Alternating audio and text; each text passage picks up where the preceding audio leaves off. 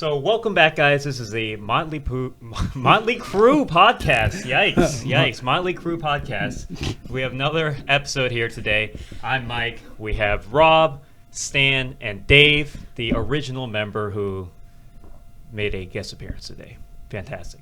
So the topic at hand today is a question that I asked a couple weeks ago, and it is perfect for our panel here today. So main question comes down to, as a single individual like myself, not currently married, and I do not have any kids, one of the things that kind of comes through my mind is I have the luxury of time, the autonomy that Stan always likes to talk about, okay?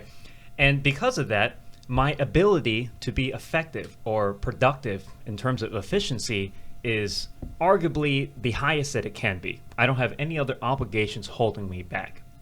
Now, on the other hand, if you have kids, it kind of changes a bit, where now you have a little bit more responsibility as well as time constraints. There are some aspects, though, I've heard it on many occasions, where individuals say that because they had kids, they're able to perform at a higher level or a more motivated level, because now instead of making these businesses or whatever ideas succeed for your own volition, you're trying to make them succeed so that others can succeed even harder off of your efforts. And in doing so, it levels up their own abilities, because now they can do more with less, or they're more motivated to do more. Similar to like some of the biggest businesses ever made were based on an individual who came in and they worked a job that they really hated, absolutely hated. They didn't want to be there at all. And then from all that anger and hate is where like, okay, I'm gonna go ahead and do my own thing, and that was really the boost that they needed to succeed in the further companies or business. Comparatively, that if you are coasting and you just quit, you may not have that fire to really push you to make the thing succeed. So I wanted to open up the panel specifically for today's topic, because we have individuals here who all have kids, but they're all different ages. And so I wanted to see how that perspective either stays the same or changes over time. So why don't we start with Dave, because Dave, your kids are the youngest right now, right? So what do you think about that particular statement? Well, I think all three of us would agree that having children is a game changer. Life becomes just a lot less about you and a lot more about everyone else. So I know that sounds pretty obvious, pretty straightforward, but until you're living that, until you actually have to put yourself on the back burner, essentially, you just don't understand. In terms of how it affects work ethic, or how it affects how you approach your ambition or anything like that, I'm not necessarily sure anything changes in that regard. You're ambitious or you're not. And maybe those traits can be magnified when you have children, slightly. But for me anyway, and I can't speak for them, it just became, I just put myself on the back burner. So do you feel like because you put yourself on the back burner, that whatever ventures that you're in right now, your ambition, arguably is put in the back burner as well? And so even if you wanted to proceed further with whatever venture it may be, you cannot, because of the constraints of whatever the situation is. Like, hey, I need to be here at 1, but I can't be at 1 because I need to pick her up from daycare or whatever. And then or hey, I want to stay up later, but I can't because I have to go, whatever obligation it may be. Or would you say like that is a small detriment to saying like, oh, because I have these constraints, now whenever I do have time, I try to make the most use out of that time to be the most effective, because you don't have as much of it? Do you find that to be the case, or not really? You're just kind of the same before and after? I think yes to both. It just depends on what you value. Depends on what you want to do. There's parents out there that can still do everything they want to do. They're just going to kind of do them a little bit more. Me personally, it doesn't necessarily change. I'm going to put my daughter first always. Maybe, as you said, as you worded it, at a detriment, but I wouldn't necessarily say a detriment to myself. I would just say I prioritize her time over mine. And having parents, my father was not present growing up. That's of tremendous importance to me in particular. But then again, I only have one child, so I haven't had the experience of having multiple children to see how that affects. Where the constraints on time are more so. Correct. Okay. Yep. Absolutely. Well, is there anything you want to add to that? No, I think you hit it right on the head. I'd like to actually hear from Rob and Stan. Absolutely. Actually. Oh, we want to preface this first before we go on, move on to Stan and Rob here. That your kid is relatively young right now, right? Under 5 years old. Correct. Yeah, 3.5. Yep. So relatively new into the game of having a kid for the most part. For sure. Okay. So next we can go on to Stan. What is your experience? I sort of agree with Dave. I think it depends on the particular individual and the particular parent. You know, I'm a parent of 4 children, ranging from 2 to 11 years old, right? So my constraints on time are a bit different than, most individuals. It's pretty uncommon now to see families of 6. So I live a really busy life. But to Dave's point, I think it depends on the individual in the sense of like how do you manage your time? I think my children, for me, they forced me to sort of prioritize them, but at the same time find ways to kind of achieve my goals, right? In terms of, for me, working out is a part of who I am.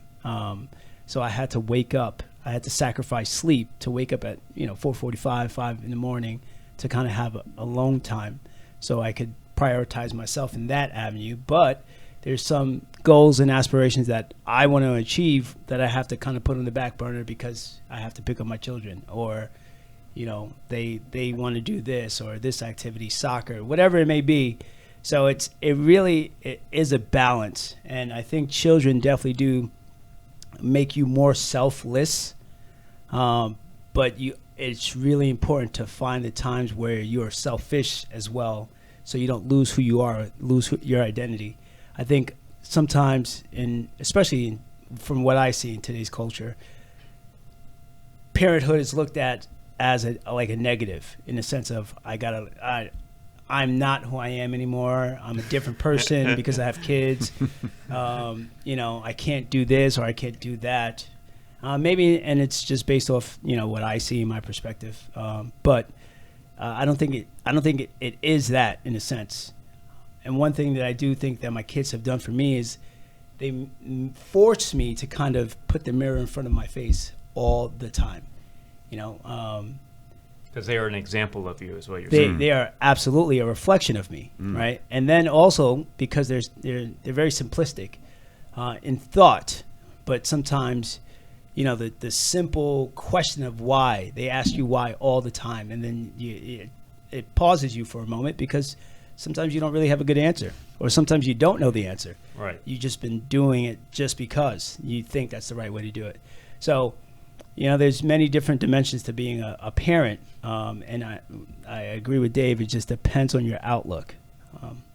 So Stan, how would you, because not only do you have the responsibility of multiple kids, some of your kids are a little bit older, right?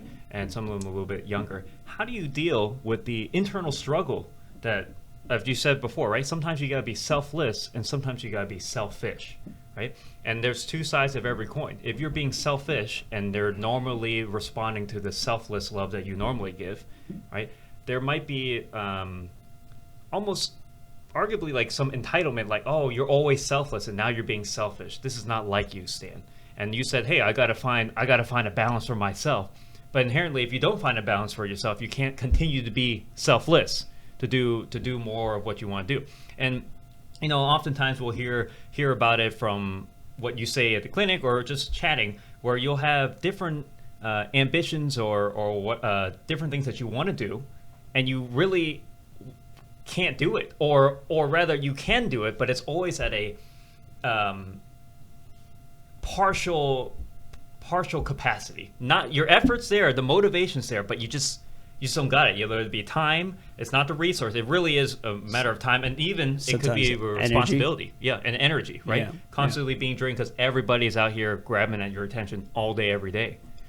Yeah, I mean, it's definitely a challenge. I don't know if there's a perfect answer. I don't know if there's a perfect amount of balance that, or any sort of advice that I could have. I just take it, sort of situation by situation, with the understanding that having boundaries and having time for myself makes me a better person, makes me a better father. It makes me a better sort of role model to my kids, to understand that there's a need for balance. There's a need for me time as well as being selfless. So it really is challenging, because there are a lot of goals, like you said, that I have or that I speak of in the clinic that have to sort of be put on the back burner. And some things that I've sacrificed in the past that has made me, less of who I am.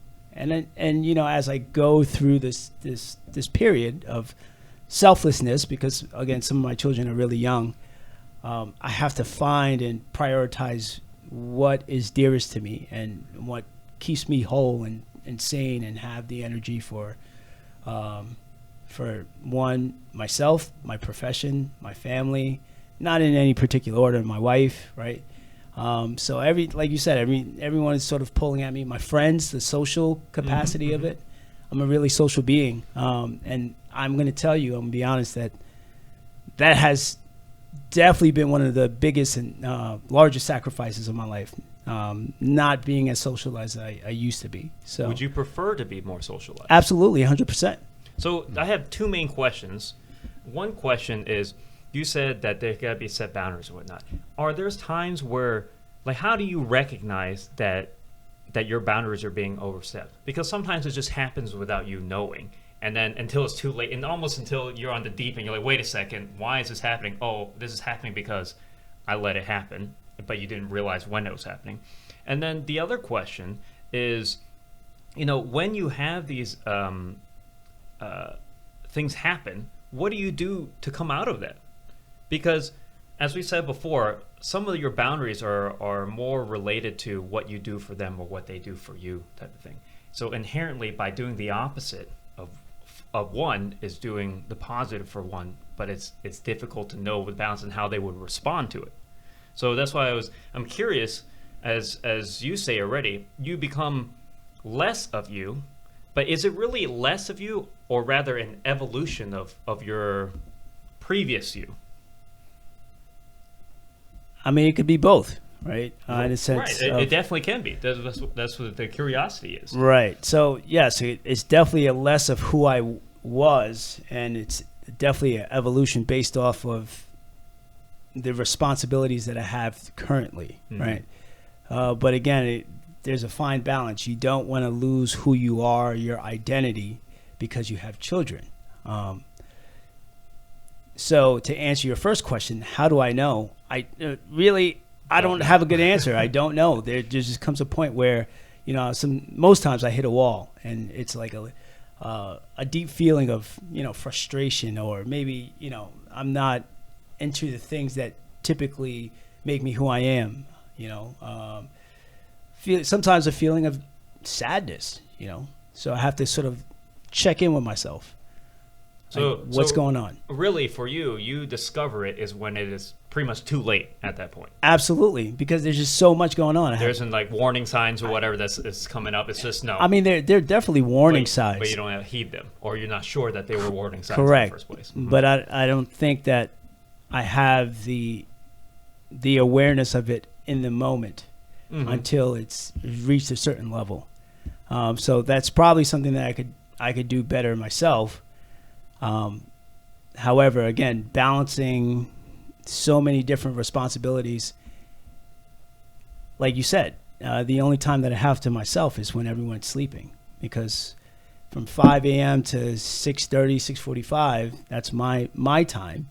And then from 6:45 till I go to bed, my time is their time. It's their time, right? Or their meaning my patients, my work responsibilities, my wife, my kids, right? So the dog, right? So it's, it can be a little challenging. Absolutely. Absolutely. All right. Well, you have any more to add to that? We'll move on to Rob. Rob. Rob, the most experienced, of course, has also with kids.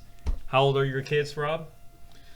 I have twin boys. They're 14 years old now, and I have a daughter. She is 22 years old. Right. So I've been through a couple of different spectrums of this over the course of time. And I think Dave and Stan kind of hit the nail on the head.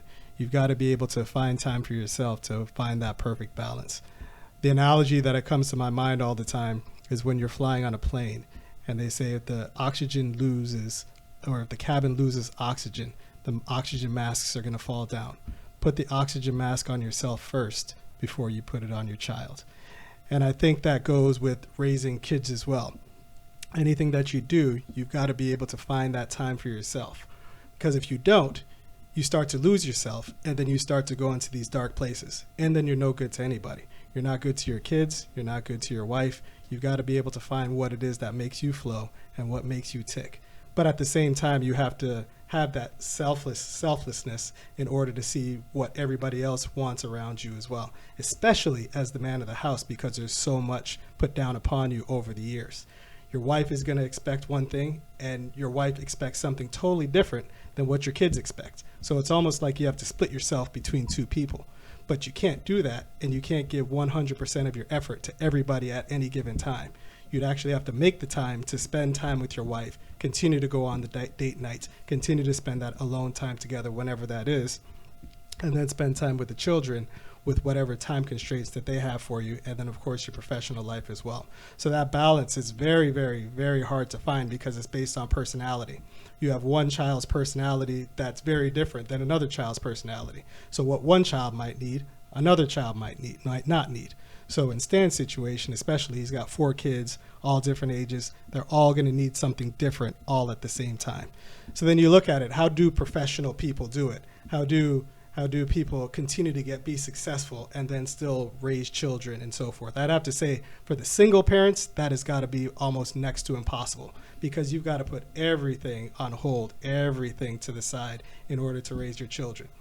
But then you look at children who have both parents at home, then an understanding has to be met to say, these are my goals, these are your goals, how do we both meet our goals, and then continue to move forward and move our family structure forward the way that we need it to. And I think that's oftentimes the cause of people leaving marriages and leaving relationships with kids and so forth, because they feel like they're losing so much of themselves. Their mental health is deteriorating so much because of this family structure, who they thought was going to be so good, but now it's not, because that balance isn't there. And then you see the guy or the woman or whoever it is just leaves the relationship to go somewhere else and just find themselves. Has nothing to do with the kids, or maybe limited interaction with the kids, because they want that piece of themselves back so badly. So I think that's one of those things that you really have to tease out with your spouse, to make sure that you check in every once in a while. Hey, you okay? Hey, you okay? What do we need to do that's different in order for you to feel happy, in order for me to feel happy, but also in order for the kids to be happy as well? So there's got to be that balance, and that balance is oftentimes tough to achieve. And then oftentimes you don't find the balance until, the third kid or the 4th kid and all that kind of stuff. Because the first kid, it's tough to tease that out. You don't really know how it's going to change you, like you said, Stan, until you hit that wall and you're like, well, what the heck is going on here? I feel sad, or whatever it is. So over time, it just takes a lot of time in order to tease that out and figure out exactly what that balance is over time. And everybody's balance is going to be different, because everybody's personality is different. Some people like to be social. Some people like to be alone. Everybody's different. So Rob, since your kids are a little bit older, how do you think that because the initial question I asked was the expectations, maybe your effectiveness, your ability, your motivation, how do you think that's changed over the years? Because I would imagine that now that your kids are a little bit older, you don't have to be as hands-on in comparison to, say, Dave, whose kid is, under 5 years old, right? Mm-hmm. So in doing so, now that you don't need to be as hands-on, do you feel that you have more time or more ability to work on your own ambitions, or the balance is a little bit easier to achieve because you don't have to be as selfless in terms of physically committing there? Yeah, of course, you have more time to do things as the children get older, as they become more self-sufficient. as you have more kids, because the kids will tend to play with each other, because there's an 8-year gap between my daughter and my sons. Initially, when my daughter was around, it was just us. She's not going to go in the pool or play in the backyard unless we're going back there with her, because she's not going to play by herself. But once you have multiple kids, it make even that in and of itself, whether they're younger, well, even when they're younger, it actually makes it easier in order for you to have more time for yourself. But I think Dave hit the nail on the head when he said, you are who you are as a person. Either you were ambitious and goal-driven before you had kids, or you weren't.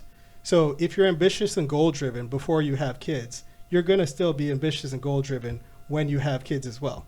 And you're just going to find time to make that work. You'll find a way. Yeah, you find a way to make it happen. So Stan is a professional by what he does on his everyday 9 to 5, but then he still finds time to do things on the side, even though he has 4 kids and a wife to maintain in this whole family structure, because that's something that he wants to do. He has the grit in order to make it happen.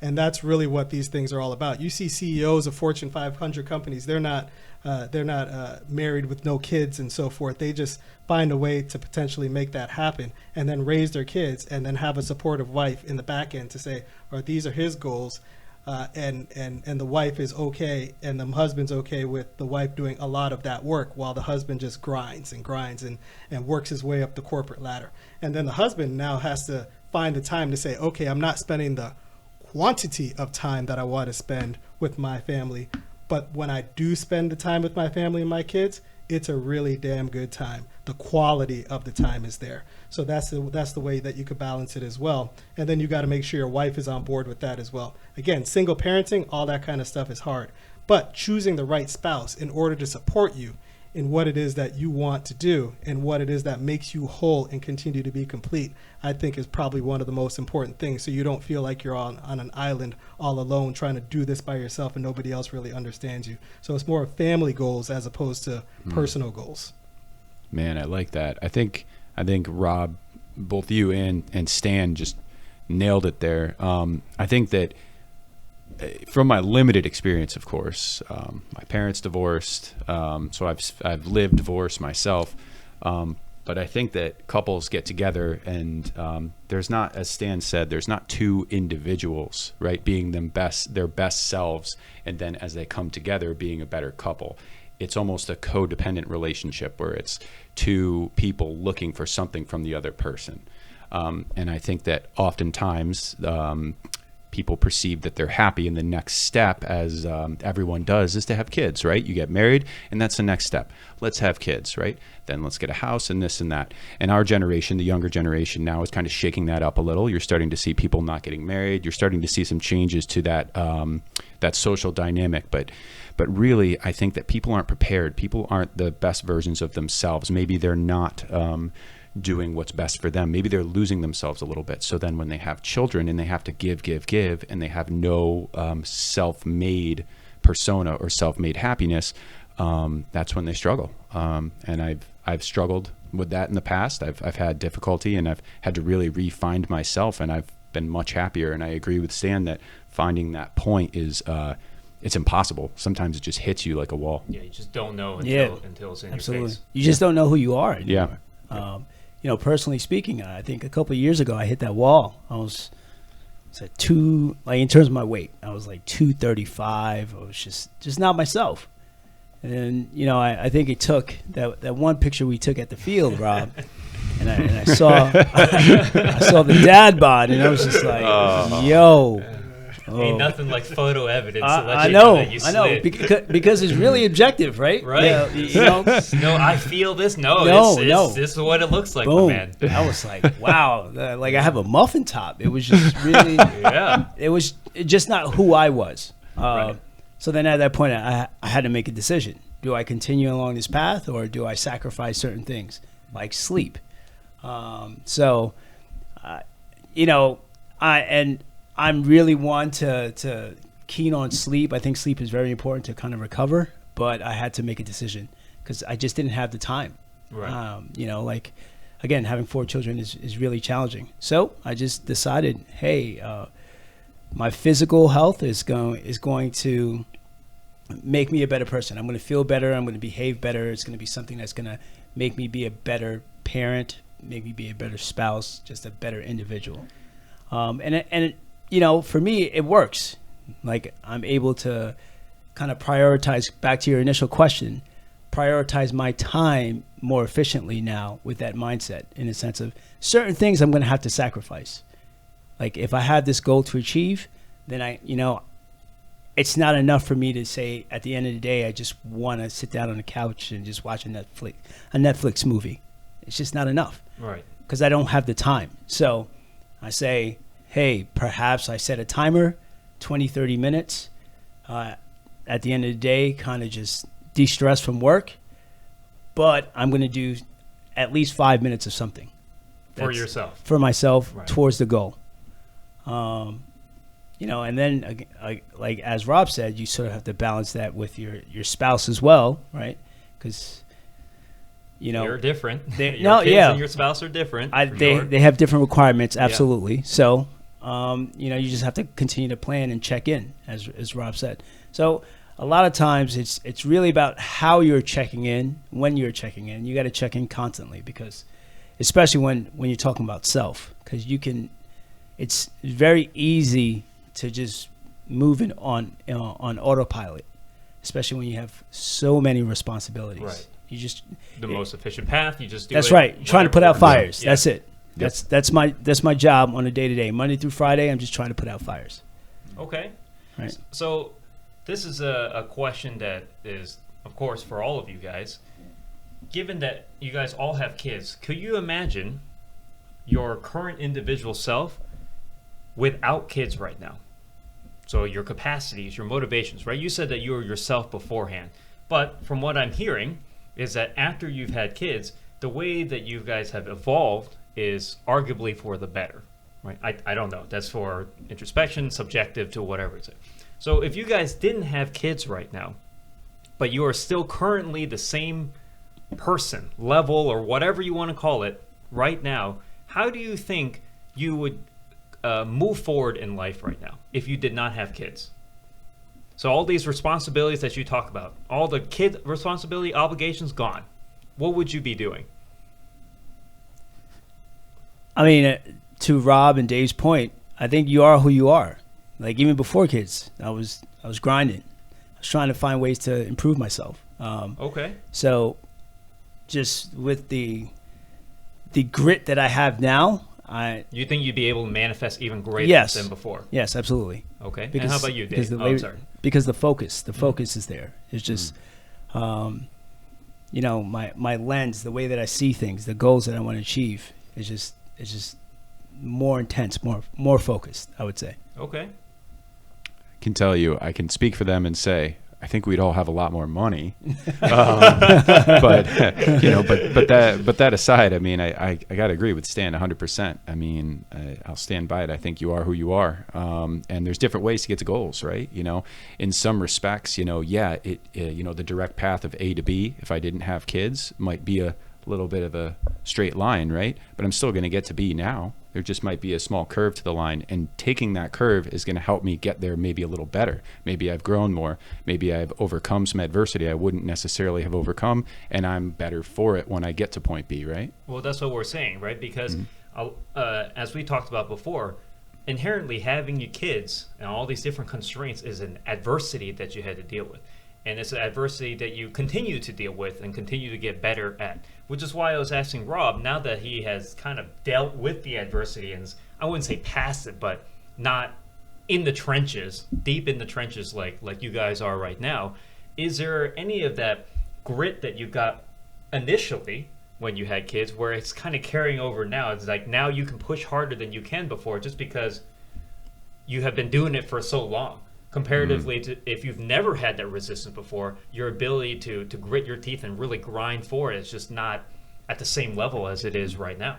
Yeah. I think that comes when your children actually become adults and they're out of the house, and then they're moved on, and you know that they're safe. You know that they're doing well for themselves, and you know that they can take care of themselves. Mm-hmm. I think while they're still in that state where you're still in that question, you're always going to have that mindset of, well, what more does my kid need from me? because even your adult children might still need you, or do still need you from here and there. You have many adult relationships where the mom and the daughter, or vice versa, are still very close with one another. They still call each other every day. So you're always constantly thinking about what you can do for your child to make their life better in a truly selfless manner.